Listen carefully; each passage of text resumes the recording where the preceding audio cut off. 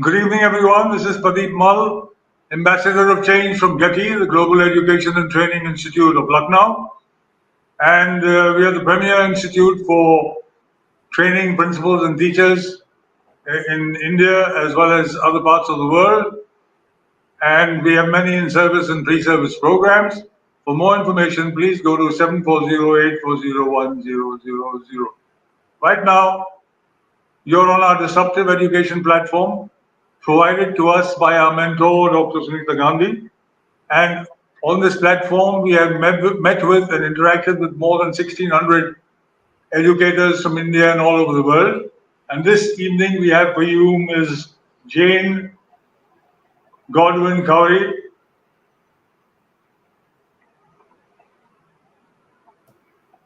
She is a university lecturer and educator from the Universidade Estacio from São Carlos in Brazil.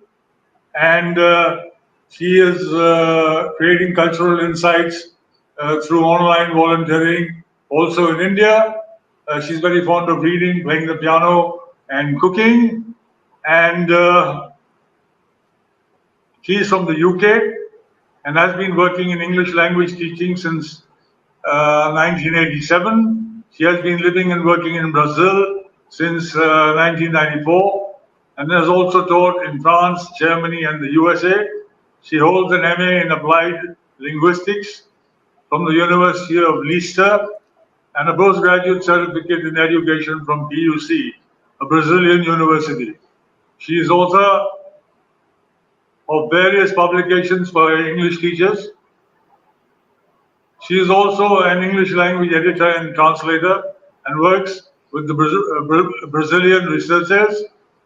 She currently teaches postgraduate courses in teaching English and translation in the Estacio University in Brazil, as I've already stated earlier. And thank you, ma'am, for being with us. Good evening. And she'll be speaking to us on practicing mindfulness in synchronizing online classes. Welcome, ma'am, and over to you. Thank you very much, Pradeep. First of all, I'd like to thank Pradeep and the Global Education and Training Institute in India for inviting me to give this talk today. Thank you very much. Okay, so today I'd like to talk to you about practicing mindfulness in synchronous online classes. Okay. First of all, as Pradeep said, my name is Jane. I'm from Bath, originally in the UK, if anybody knows it. And I've been in Brazil since 1994, as Pradeep said. And I'm an educator, English language editor, translator, and also I write publications for English teachers. So another thing that I've been involved in over the last 4 years, since 2018, is a project that's been going on in India, in the south of India. And this is Hare Krishna Pacharu from GPHS Ilavaram School in Andhra Pradesh. And about 4 years ago, Hare Krishna put a message on Facebook and asked if anyone was interested in connecting with his students at this school. And a lot of people got in touch, and it's amazing. Nearly every week, he has people from all over the world talking about different subjects, from chemistry to English language teaching, to, I don't know, astronomy, all sorts of things from many different countries.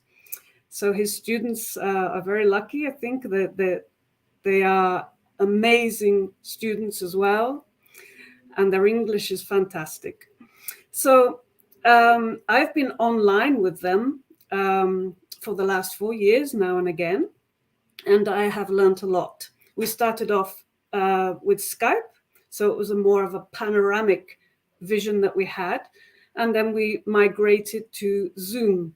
And so then I could see all of their individual pictures from their cameras. Okay.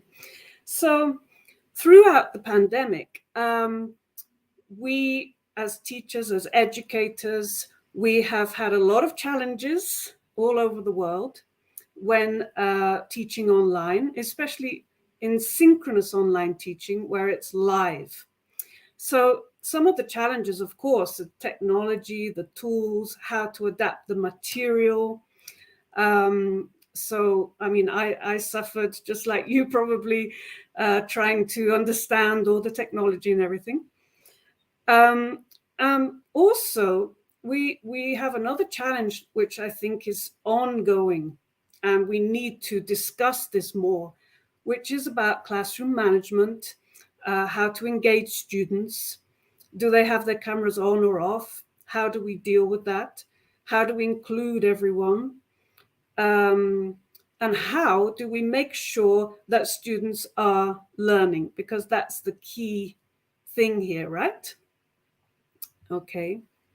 So I'd just like to invite you to do something with me if you're watching now. I'd like you just to remove your headphones for about 10 seconds and think about what you can hear and smell without your headphones. Okay?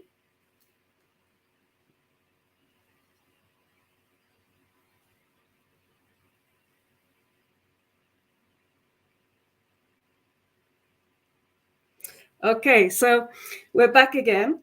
So I asked you what you could hear and smell without your headphones on. Okay, here in Brazil, I can smell the cooking of onions and garlic because this is one of our, we use onions and garlic in many dishes. Okay, so it's almost lunchtime here and I can smell this. And I can also hear birds singing outside because I live in the countryside and not much traffic around here. But probably where you are, it will be a completely different story. And then when we put our headphones back on, we come into this environment again, okay? So this is to do with mindfulness, being here and now, okay? So when we were without our headphones on, we were in another space. And now we're in this space, okay? So we're going to talk a little bit about mindfulness. And thank you, India, because mindfulness originated from ancient Eastern and Buddhist philosophy. And here we have a statue of the Buddha from Uttar Pradesh, if I'm not mistaken, in the Sarnath Museum. I've never been to India, so I'm just relying on knowledge that I found out. Okay. And so mindfulness is like a spiritual faculty that forms an essential part of Buddhism practice. And it involves posture, breathing, the way you walk, feelings, whether they're pleasant or unpleasant, the quality of the mind, if you're concentrated or not, mental states. Okay, so it's pretty deep. Okay, and I'm sure you can tell me much more about it. In the 1970s, this academic called John Kabat-Zinn, who is Professor Emeritus of Medicine at the University of Massachusetts, he started writing about mindfulness and has written various books. And so this practice was kind of transferred to the West. And maybe it might be created in a different way because of culture. But anyway, he says that mindfulness is awareness that arises through paying attention on purpose, in the present moment, and non-judgmentally. Okay. So just to give you a little example from another academic in the area called Tamara Russell, who's the director of the Mindfulness Center of Excellence in London. And she gives this example of, for example, let's imagine that you trip over and you stub your toe, like this man in the picture. Okay. So obviously our body awareness increases when we trip over, and our reaction to a stubbed toe could take us away from the present moment. Okay. Or we could feel the pain in the present moment. But if we were to think about the future, imagine our mind racing ahead, perhaps we might be thinking, oh gosh, will I be able to go dancing tonight? I had prepared to go to a dance, but now I'm not sure. In the past, if we're thinking in the past, we might think, did anyone see me trip over? Oh, that might be embarrassing. Okay, so if this happens, if we're in the future or the past, we are not fully there, present, because reactivity and judgment have taken over. And so this judgment that I was talking about is not just for other people.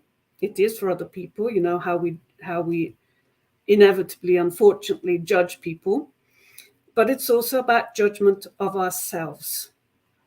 Okay. Another author from who writes about mindfulness is Eckhart Tolle, who's a German-Canadian spiritual teacher. And he says that human beings have a tendency to obsess over the past and the future. But we only know the past through the lens of the present moment. And when the future is actually upon us, it will also be another now. Wow, quite complicated and complex. But if we think about it, let's imagine you have an important event tomorrow and you can't stop thinking about it. Okay, so we're spending our time now in the present thinking about what might happen tomorrow in this big event, when actually in the event it might turn out to be completely different.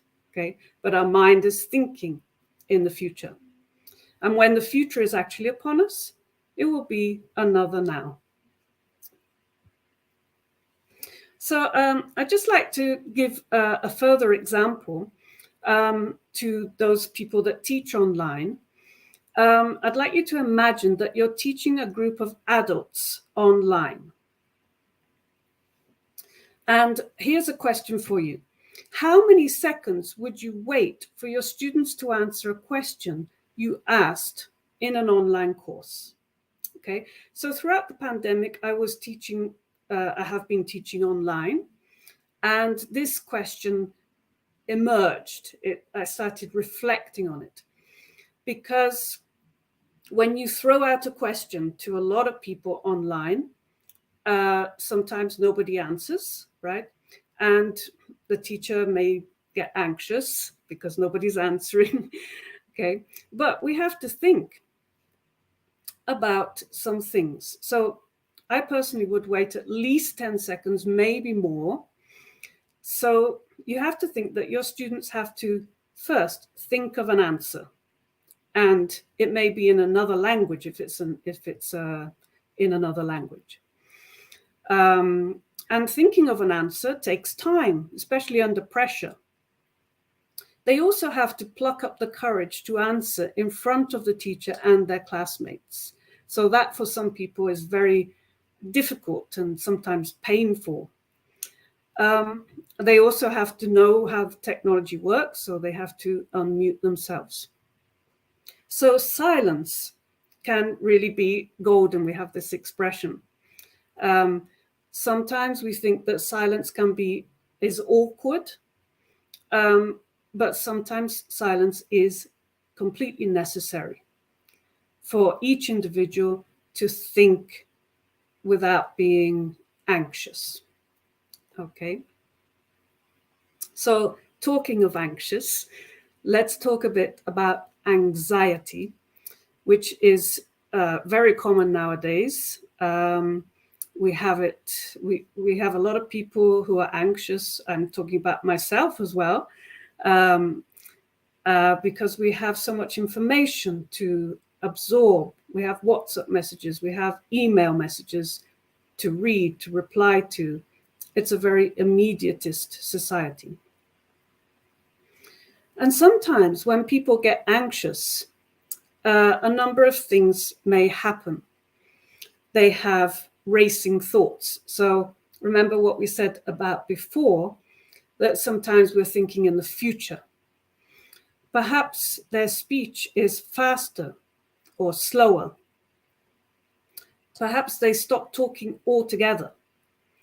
Perhaps they experience a dry mouth, irregular breathing, sweating, increased heart rate. So it might be a bodily sensation. Perhaps they might say the first thing that comes into their head without really reflecting on it. And perhaps they might turn their camera off in an online lesson. And we're going to talk about that a bit later. But some people don't want to be seen, or they don't want their house to be seen, or the environment that they are living in, because it makes them anxious. So what can we do to help our students? Well, first, a smile is always a good thing, I think, that overcomes barriers. We can, and I think it's pretty universal. I think that as an online teacher, we need to be observant. Well, as any teacher, right? As any educator, even if it's face-to-face, okay? But we need to be observant about what's happening in the environment. We need to be kind. Perhaps we need to think about the tone and the speed of our voice. So if we get angry, if we feel that our blood is boiling, perhaps our tone might go up and our facial expression might change. And when we're online, actually what we can only see is our face, right? And the shoulders. So compared to face-to-face lessons, the facial expressions are really quite important because they're like the protagonist of the screen, okay? So think about also the speed of your voice, if you're speaking too quickly or speaking too slowly. Sometimes we have to think on our feet. So when things don't go right, we could have our lesson plan completely planned, but something goes not according to plan. And then we have to think on our feet to adapt, to change. And that's connected to being flexible. Okay, so not being stuck in our ways, and also acting accordingly. Okay, so there are some few tips about being in the present moment. Now, so this is Thich, who's a Vietnamese, or was a Vietnamese Buddhist monk. He was historically recognized for the work that he did for engaged Buddhism. If you look on YouTube, there are many videos about him. He passed away, unfortunately. So engaged Buddhism is when you get the society involved, and so you are mindful of what's happening, and you get the society active, involved, trying to disrupt things, as I think that's one of the main messages of GETI. So he said that the most precious gift we can offer is our presence. When mindfulness embraces those we love, they will bloom like flowers. And I completely agree with that. Sometimes we don't need to try too hard, so non-striving. We just need to be there. We just need to understand what's going on, listen, and be present. Sometimes that's enough. So, talking about listening, there is a technique called active listening, and it's like a communication technique. So we make a conscious effort to hear and understand what the other person is saying. Now, this requires the listener to feedback what they hear to the speaker. And it also requires being non-judgmental and not interrupting.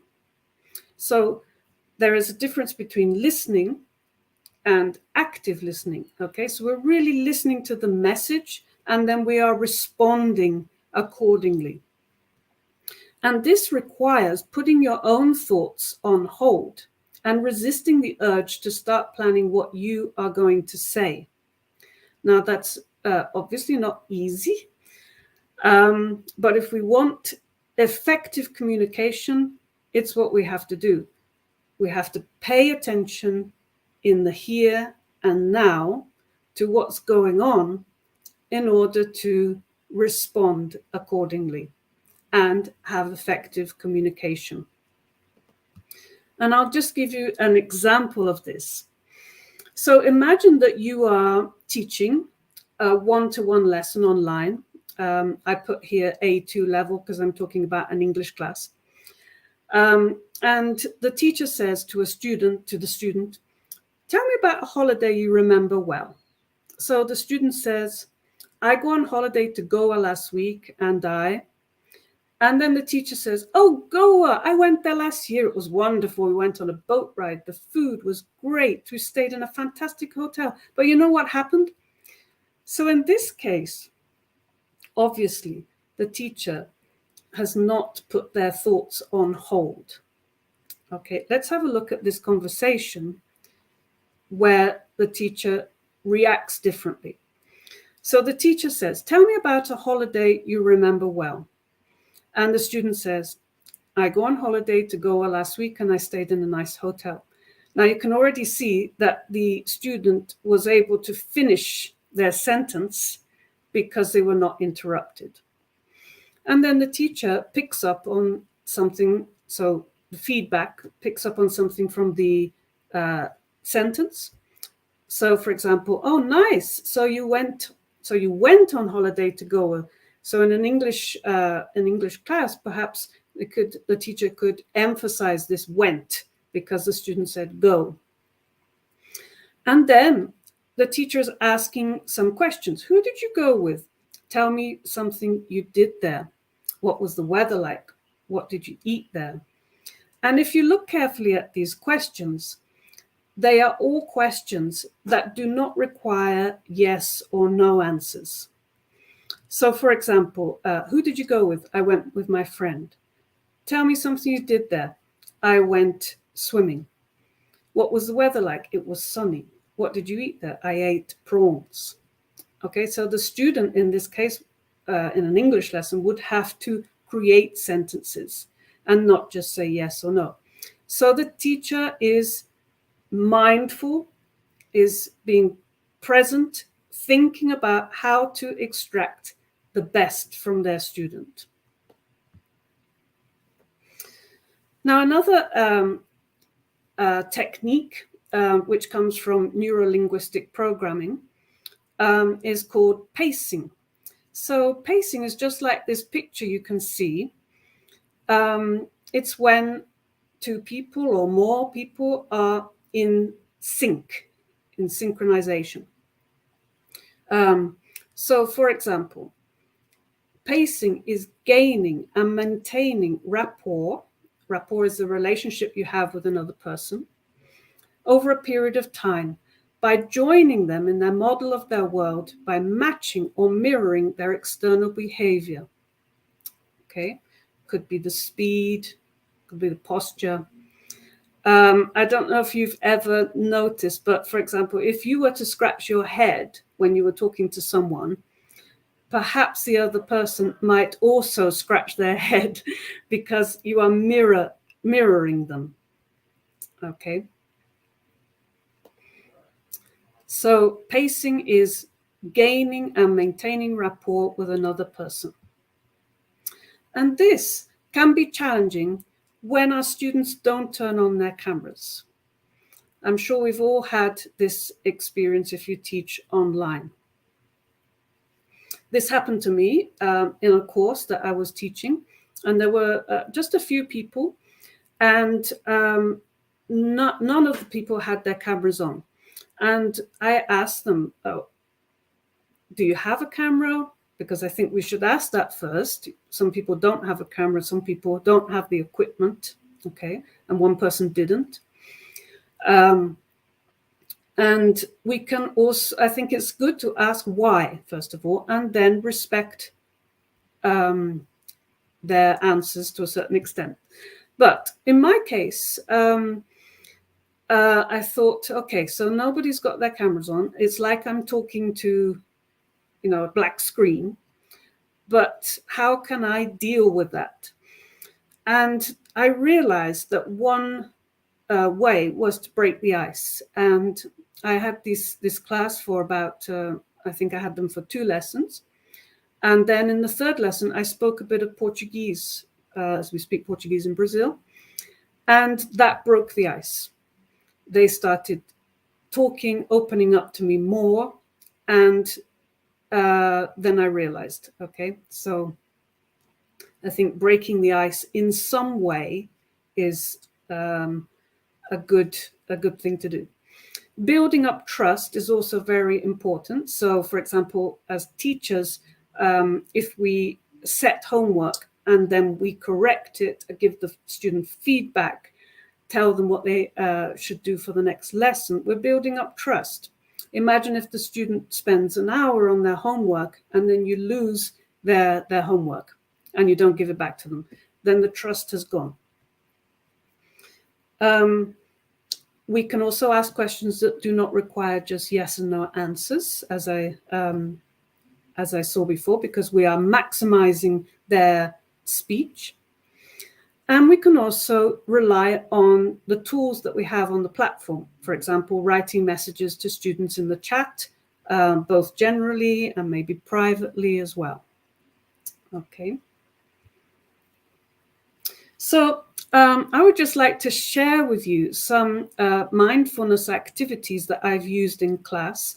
And these activities can be adapted. So I'm talking about teaching English here, but if you teach another subject, you can also use these activities in another way.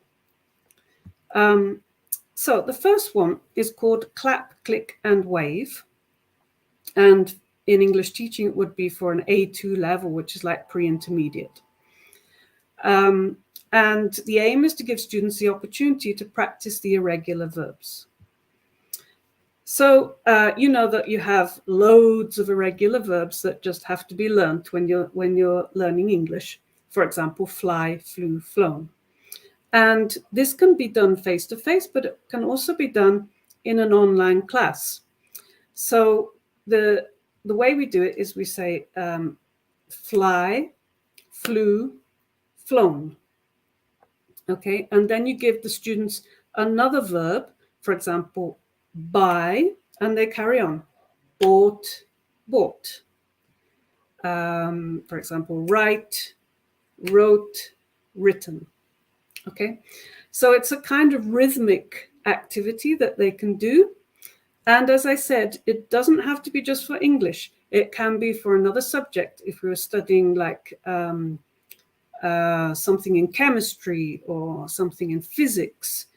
So the important thing here is the kinesthetic part, because when we're online, maybe we think, okay, we can't do those activities, but we can just adapt. And the kinesthetic part is very important to get students engaged.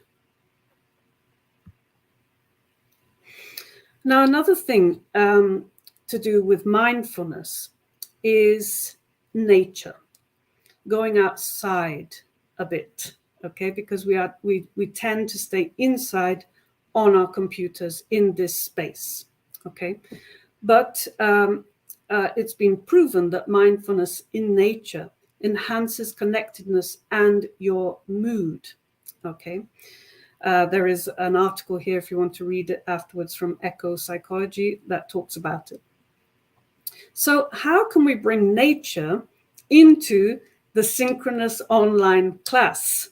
Well, tricky, but there are some ways.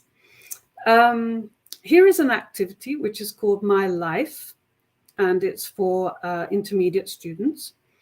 And the aim is that they should be able to talk about happy and memorable times in their lives using the past simple and present perfect.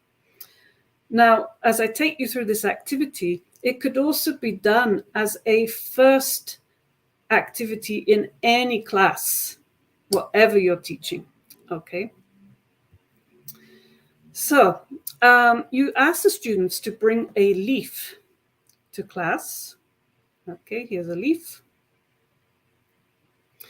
And you ask the students to draw the leaf, filling the page. And they should include details such as the veins and the stem. Let me just show you here.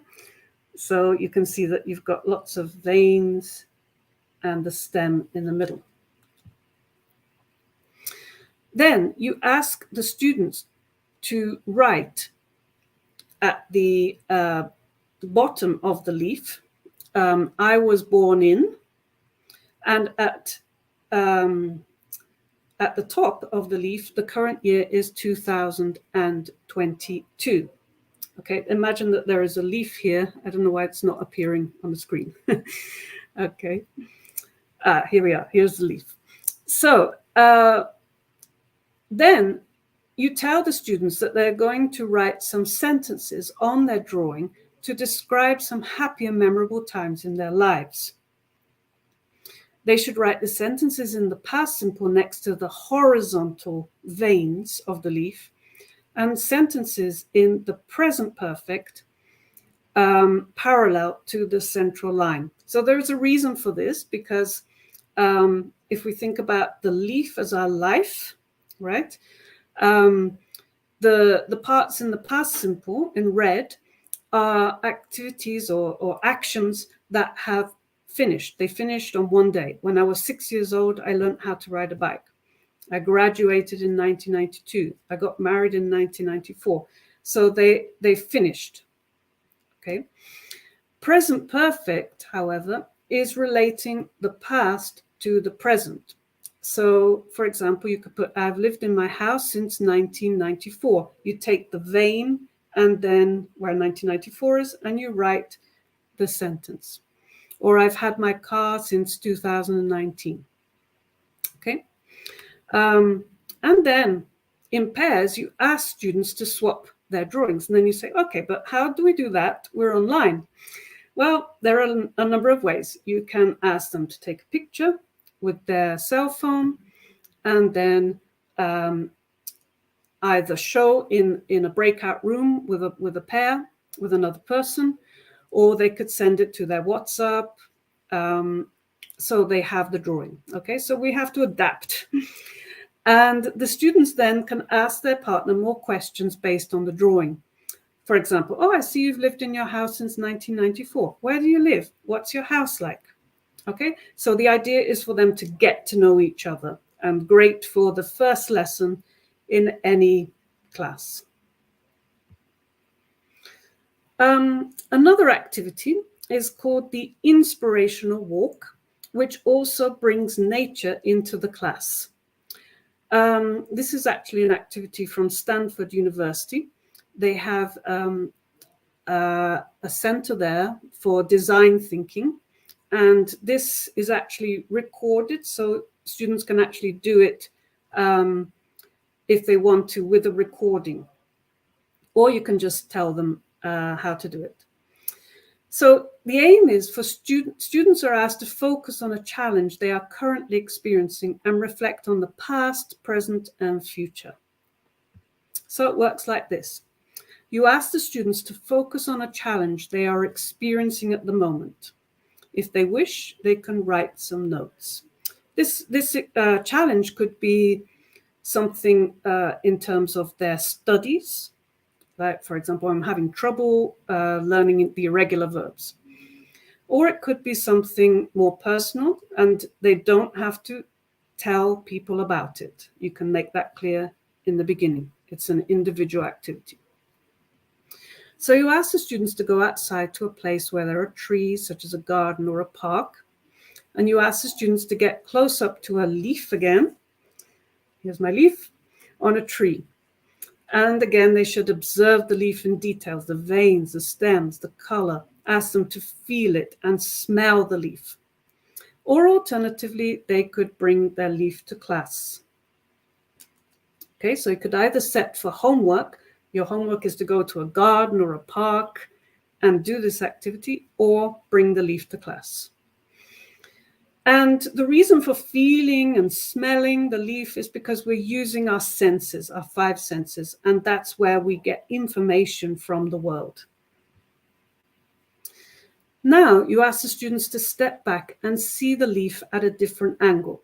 So if I'm here in my online class, I could just put it here and stretch out my arm and see the leaf at a different angle. Or if they're in the park or the garden, they could see, like in this picture, you have the tree, you have a bench, you have more trees, you have leaves on the ground, perhaps a building in the background. So you ask them what they can see around the leaf and what the leaf looks like in that position. Because when you look at it here, it's different to when you look at it far away. It's a bit like looking at a picture in an art gallery or an art museum. So you stand back and you look at the picture, and it's a completely different view that you get. And then you ask your students, did anything inspire you when you zoomed in and zoomed out? Do you see your challenge differently now? And if you want to talk about the activity with someone. But as I said, if it's something personal, maybe they just want to write it down like in a diary. And if they want to share it with you, fine. If not, no. Okay. So I've done this with various people, and it is really effective. People see their challenge in a different way. So going back to Jon Kabat-Zinn, he talks about 7 key attitudes of mindfulness that we saw. We've seen some of these throughout the webinar today. First of all, non-judging. So remember, non-judging, not just for other people, but for yourself. Remember the guy who stubbed his toe and tripped over? Okay. Another key attitude of mindfulness is patience. Okay. Now, patience is actually linked to anxiety, right? So patience to see what's going on, to suss out the situation, what the environment is, give people the opportunity to talk, listen to them actively, and be patient with what's going on. He also says it's good to have a beginner's mind when you go into a space, right? Or a beginner's mind in mindfulness. So it's kind of like erasing. Let's imagine you have 2 intermediate classes, you're using the same book, but the classes will be completely different because they're made up of different people, and the activities may go in a different way. So we cannot have those judgments from one group and transfer them to the other. No, we have to go in with a beginner's mind. Trust, as I said, is very important. So as I mentioned about giving feedback to the students and seeing how they grow, because that's what we want. We want our students to grow, right? We want our students to learn. So non-striving. Non-striving is like trying less and just simply being there in the present moment. Okay. Sometimes we try too hard. Acceptance of what is going on. Okay. So if you have a class of students, you maybe have some disruptive students, you have to accept the situation that's happening, but then you have to act accordingly. What are you going to do about it? Okay. But there's no way that you can change the present moment. It's happening, and that's the way it is. And also sometimes we have to let go of some things, right? Sometimes we have to get to know ourselves more, how we interact with the world, with people, and sometimes that requires letting go of some things. Okay. So I've come to the end. Thank you very much. Thank you again for inviting me, Pradeep. And here is my blog. I have a blog here, and also my Instagram is at JG Coury. Okay, thank you very much. Thank you, Jane, for that talk.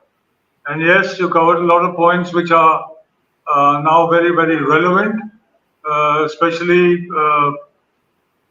hands-on teaching, and in the hands-on the kinetic part of it, and so many others actually. So thank you for that. Good evening, everybody. And before we leave, I request you to watch our detox of our disruptive literacy movement by Global Dream, which has been an initiative of Dr. Sunita Gandhi since 2014. This is to ensure everyone's participation by a people's movement in helping India achieve total foundational literacy and numeracy. And on this, we have several talks every day.